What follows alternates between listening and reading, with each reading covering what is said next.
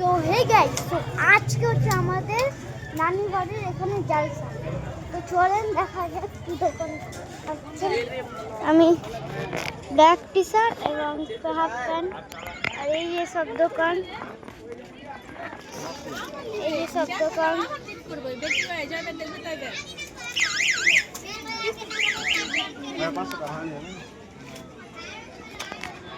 তো অনেক কিছু আছে, মিকি মাউস, জাম্পিং, বোর্ড, মানে নৌকা ডুবনা দেখে নিন।